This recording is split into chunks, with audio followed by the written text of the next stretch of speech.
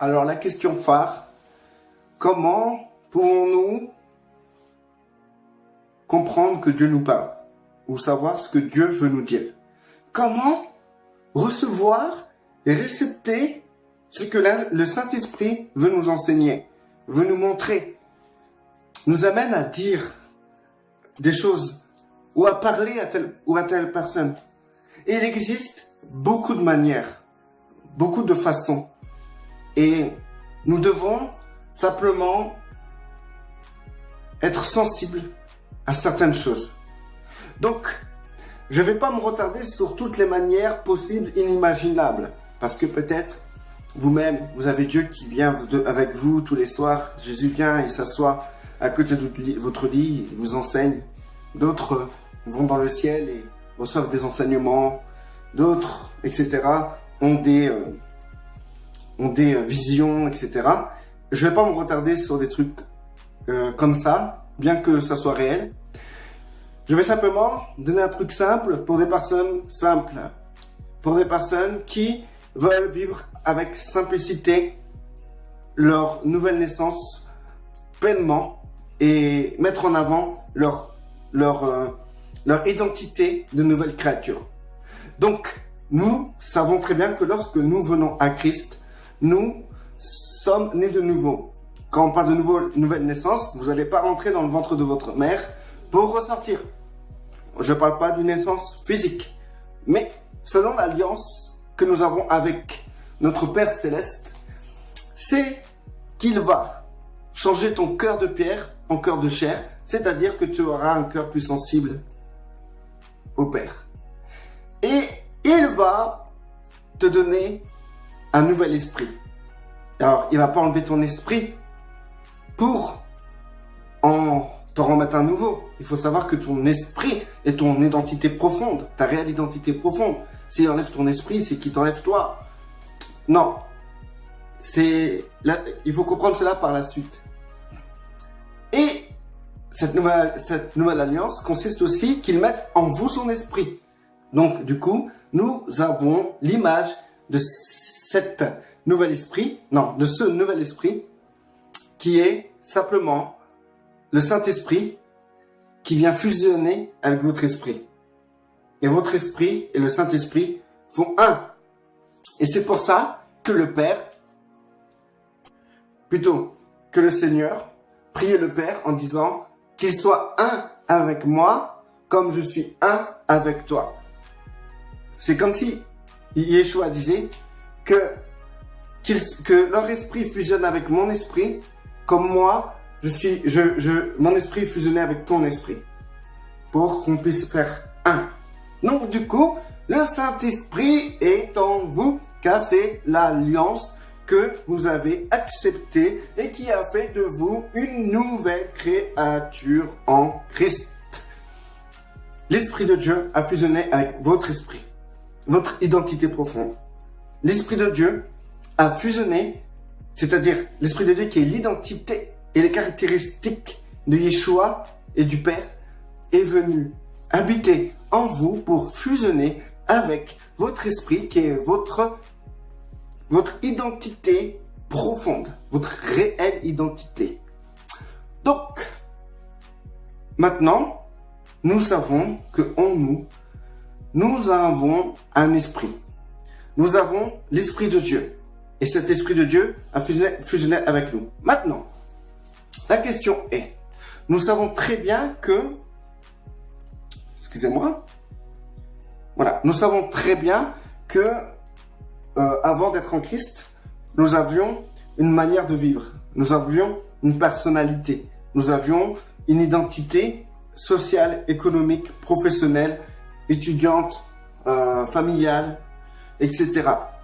Donc, nous avons une manière de se comporter et nous avions tous cette identité qui nous démarque des autres. Et par rapport à nos familles ou nos amis ou nos fréquentations, ils pouvaient nous reconnaître selon notre caractère. D'accord?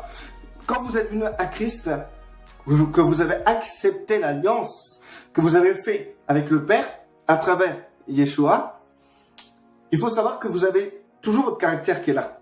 C'est vrai. Quelqu'un qui a accepté Christ le lendemain, il va sortir et les gens qui l'environnaient, qui étaient ses collègues, ses amis, sa famille, vont reconnaître encore sa personnalité.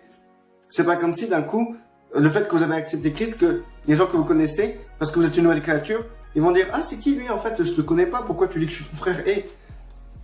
Non, non, ça se passe pas comme ça. Donc, c'est-à-dire que il y a quelque chose qui a changé, qui était profond en vous. D'accord? C'est votre esprit qui a fusionné avec le Saint-Esprit. Votre identité profonde a fusionné et a fait un avec le Fils et le Père. D'accord? Donc, les gens ne voient pas ça. Les gens ne voient pas cette fusion. C'est une fusion qui est totalement invisible à l'œil humain et dans la perception humaine.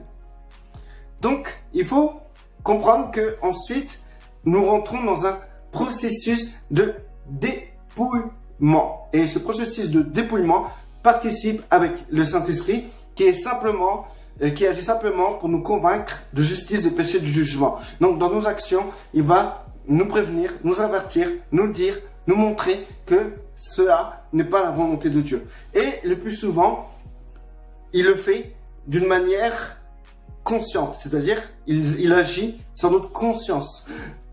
Par exemple, avant que vous vous convertissiez, vous prenez une cigarette, vous fumez sans problème.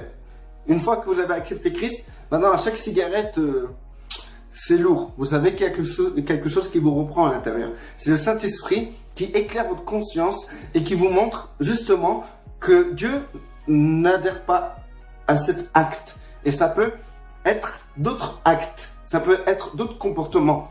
D'accord? Avant, vous arrivez et vous criez sur votre femme avec conscience tranquille. Et une fois que vous êtes venu à Christ, à chaque fois que vous criez sur votre femme, vous sentez en vous que c'est pas bien ce que vous faites, etc. et qu'il faut changer. C'est le Saint-Esprit qui vous convainc de péché, de justice et de jugement. Voilà une manière dans laquelle le Saint-Esprit s'adresse à vous. Voilà comment Dieu s'adresse à vous, à travers l'Esprit qui vous convainc.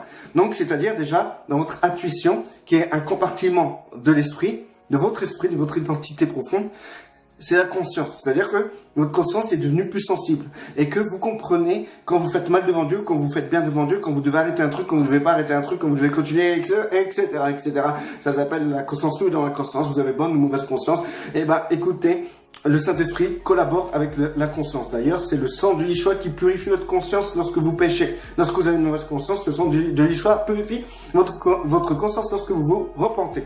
Donc, du coup, déjà, il s'adresse à vous à travers votre conscience. Déjà. Alors donc, dès que vous sentez que votre conscience est travaillée, il vous faut d'entrée comprendre que c'est Dieu qui s'adresse à vous et que s'il vous amène à arrêter un truc, obéissez. Là, vous serez dans l'obéissance. Si vous allez à l'encontre de ce que votre conscience vous accuse, dans ces cas-là, il faudra considérer que vous êtes rebelle envers Dieu. Parce que vous ne pouvez pas dire c'est le diable qui vous convainc de péché, de justice et de jugement lorsque vous faites mal. D'accord? Ok. Ça ne vient pas du diable, ça vient de Dieu. D'accord? Voilà. Donc, il faut savoir que le diable accuse dans votre intelligence. C'est-à-dire qu'il va vous donner des pensées qui vont vous accuser. Il ne va pas toucher votre conscience, il est incapable de toucher votre esprit. D'accord? Donc maintenant, il y a une autre manière, ça s'appelle l'intuition. D'accord? L'intuition. Donc, il faut savoir avec tout que vous avez en vous toutes les caractéristiques de notre Dieu.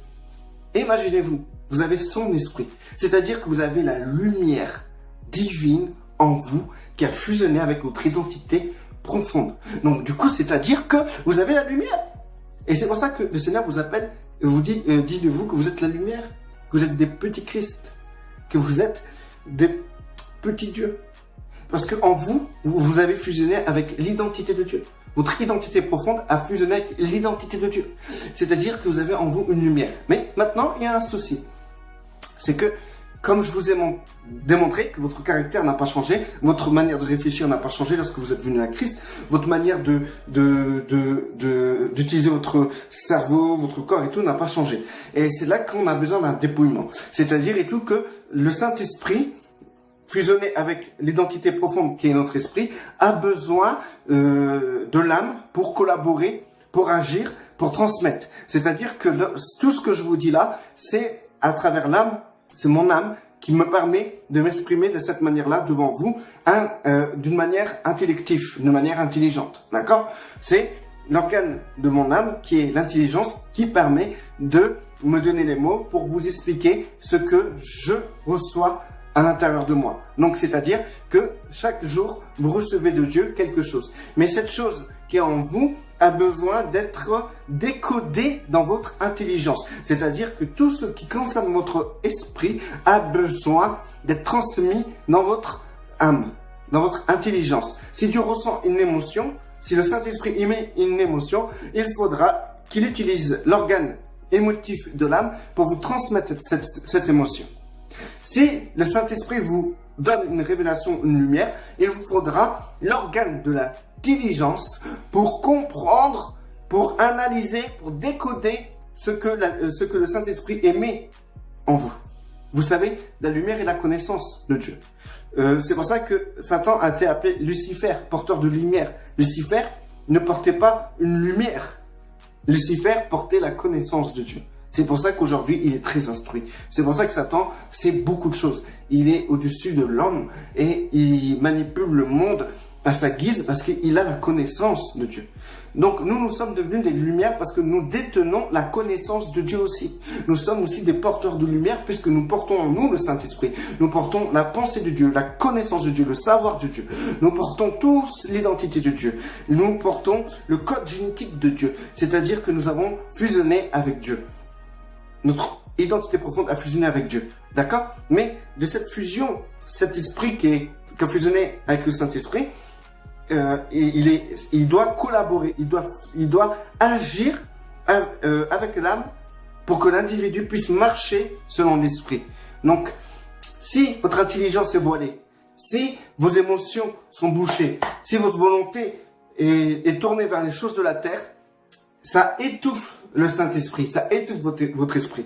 Vous avez en vous la lumière, mais cette lumière n'agit pas, ne peut rien faire. Il faut que, avec votre âme, vous puissiez puiser dans votre esprit. Vous comprenez? Donc, c'est-à-dire que parfois, vous savez quelque chose, au fond de vous, que Dieu vous a montré quelque chose, révélé quelque chose. Vous savez qu'il y a une lumière quelque part en vous, mais vous savez pas encore, vous n'arrivez pas à puiser. C'est parce que votre intelligence n'arrive pas à décoder la lumière que vous avez reçue. Dieu veut vous parler, vous sentez que Dieu veut vous parler, mais il vous faut décoder avec votre intelligence. Une fois que vous arrivez à décoder avec votre intelligence, il faut libérer, si c'est un message que vous avez envers un tel ou un tel, il faut libérer le message. C'est-à-dire que après que vous avez compris dans votre intelligence ce que c'est, il faudra réussir à libérer ce message à travers des mots. Par exemple, ce que je vous dis, c'est une révélation que Dieu m'a donnée, que je reçois, c'est une lumière qui est en moi là. À chaque vidéo, je reçois une lumière dans mon cœur, quelque chose dans mon esprit, d'accord? Mais pour que j'arrive à la libérer, il faut d'abord que je la décode dans mon intelligence. Et ensuite, si je dois la transmettre, je dois trouver les mots qui correspondent par rapport à la compréhension que j'ai de la lumière que j'ai reçue.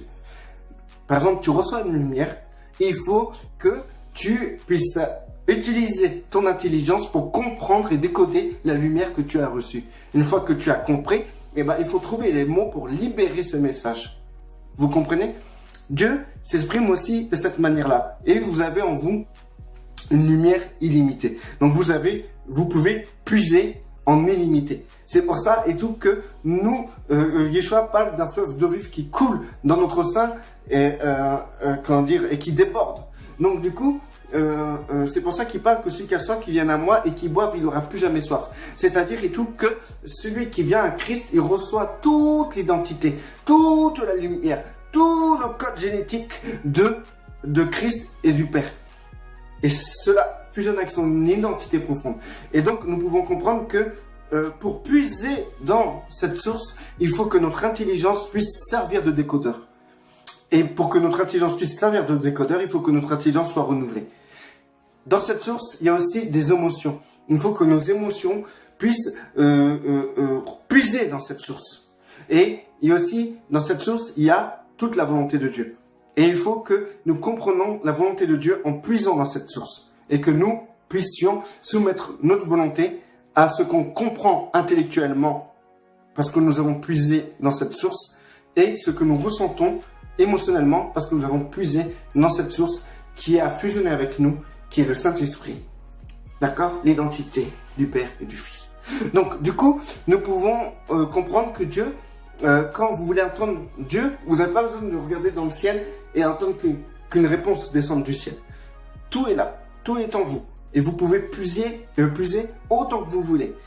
Et la seule chose qui vous empêche de comprendre la volonté de Dieu, de comprendre les révélations que Dieu vous donne, de recevoir la lumière, de comprendre la lumière que vous avez reçue, de comprendre ce que Dieu veut vous dire aujourd'hui. La seule chose qui vous retient de toutes ces choses-là, c'est simplement que vous avez pas votre intelligence qui collabore, qui décode la lumière qui est en vous. Et donc, votre intelligence est polluée.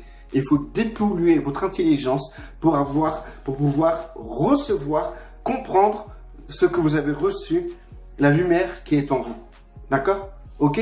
Donc, maintenant, il faut avancer dans ces termes-là et il faut comprendre que Dieu parle aussi d'une manière très puissante, tous les jours. Et il faut juste que votre intelligence puisse puiser à l'intérieur de vous. Dieu vous parle à l'intérieur de vous, il ne vous parle pas à l'extérieur.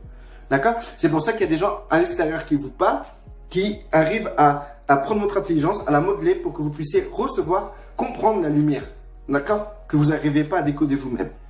Restez bénis, c'est que la vidéo va se terminer. J'avais tout plein de choses à dire encore.